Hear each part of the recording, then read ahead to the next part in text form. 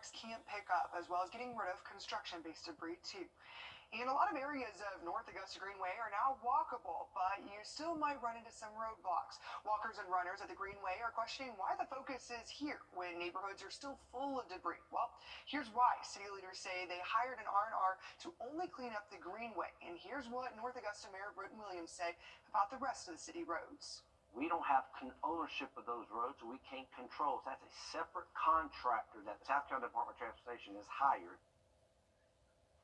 Mayor Williams say they are on track to have the Greenway cleaned up by January. And controversial new guidelines for Columbia County Public Libraries are now in effect.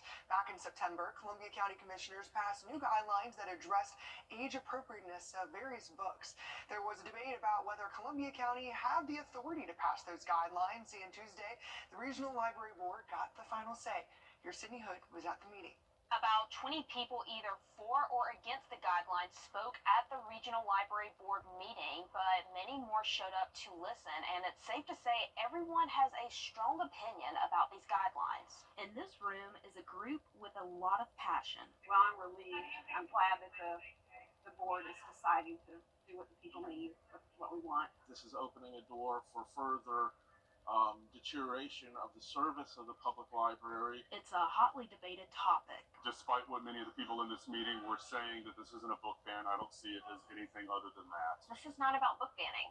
Every single institution has guidelines based on age and development. And so this is about safeguarding our children during critical stages of their development. The new guidelines address, quote, age appropriateness of the books. So I just encourage people to be vigilant in the public sector, to look at their children's books, whether it's school or whether it's the public library. I thought of the books that would become less accessible to the patrons of the county, and I realized that a lot of value would be lost. Everyone here has their own opinion to bring to the table. Every form of entertainment has rating systems, whether it's a board game, it tells you what age group, whether it's music, movies, anything has a rating, and so books should be no different. My child is grown, but I still care about the other kids in this community, and they should have the right to read whatever they want with their parents' supervision, not based on what somebody down the street thinks is appropriate for them or not. The chairman of the regional board says these guidelines are for the 3 public libraries in Columbia County, so that's Evans, Harlem, and Grovetown libraries. In a longtime ministry providing medical supplies and equipment. Midweek and the full forecast coming up. Thanks, Chris. And Georgia and South Carolina have more time to clean up after Hurricane Helene. This week, President Joe Biden announced he is extending the coverage period from 90 days to 120 days. Originally, FEMA could only cover 100% of the cleanup and recovery through the first 90 days, which would be at the end of this month. Well, local leaders say these extra days will be a huge help, especially financially, but they won't stop working hard to get the city back to a new normal and plan on making Augusta even better than it was before. Looking ahead, it's a critical part of our recovery in that we continue, I don't want to say have struggles, but we continue to deal with an enormous amount of debris. Having extra time to clean up and to restore our community is vitally important. Having extra days, but still working just as hard. The quicker you get cleaned up, the faster you can recover. And, you know, it's just it's an eyesore, it's a public safety issue. It affects your economic development and everything. So the first step is always to get it cleaned up so that we can start getting into the major recovery. And looking at it as a chance for growth. Our plan, believe it or not, it involves a long-term recovery aspect. Removing debris and cleaning our city up is a primary goal. Such as more workforce development projects to create better paying jobs and more affordable housing. How do we restore some of our most critical infrastructure? How do we create housing opportunities for those that have been challenged and unfortunately unhoused due to Hurricane Helene? How do we create economic opportunities for our small businesses, and just how we overall make Augusta better? So that's going to be our focus. But also recognizing there's still a lot of work to be done. This is going to be a while. It's much larger than just the debris. I know that's what's visible, but you know, it's once you pick it up, it's what do you see after that, and that's what we'll be dealing with next.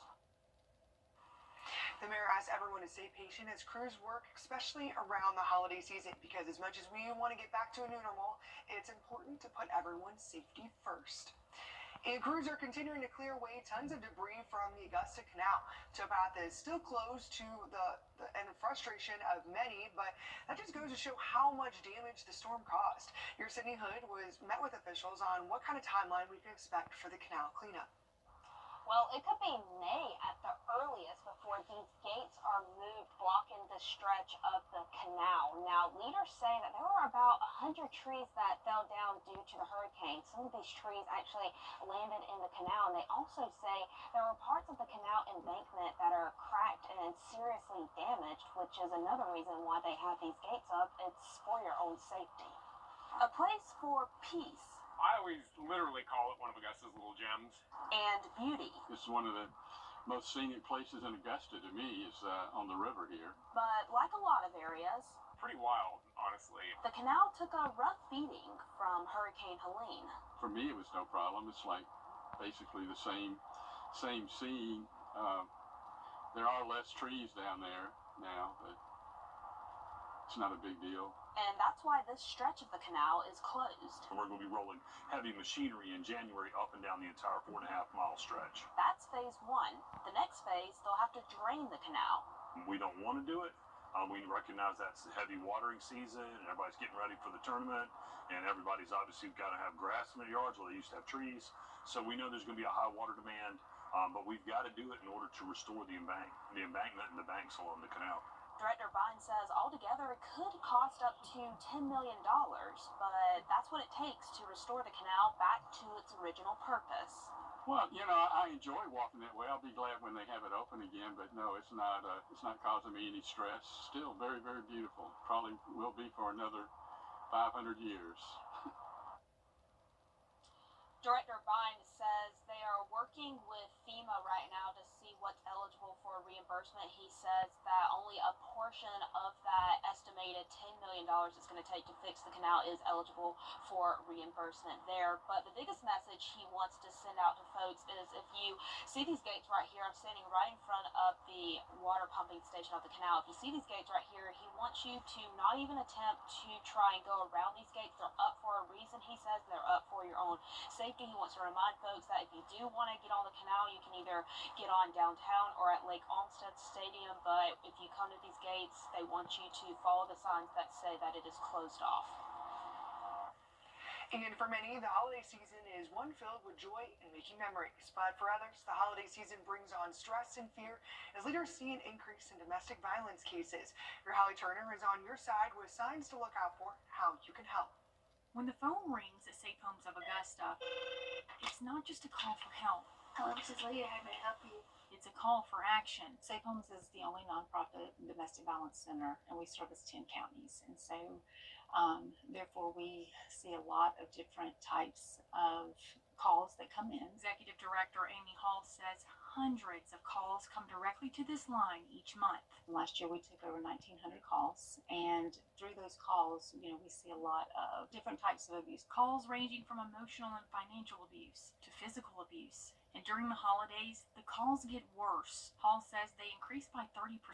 We do get a lot of calls. It could be, not so much for shelter maybe, but just for outreach services. Because during those times, the domestic violence can worsen, then maybe we're getting calls for temporary protection order assistance. But she says more calls does not always mean the shelter fills up during the holidays. Not everybody's ready to leave during the holidays, and we can't, as the community, social workers, advocates, we can't push them to leave. You may not realize you or someone you love could be at risk, but she says there are things to look out for. Isolation is a huge one. The emotional abuse, we see a lot of that with the intimidation. If you see that your loved one is being intimidated by their partner. They're open 365 days a year. The 24-hour emergency unmarked shelter ready to help you at the first ring. In Augusta, Hallie Turner on your side. Safe Homes of Augusta has a 24/7 crisis hotline if you or someone you know needs help. That number is on your screen, 706-736-2499. You can also find it on our website, wrdw.com.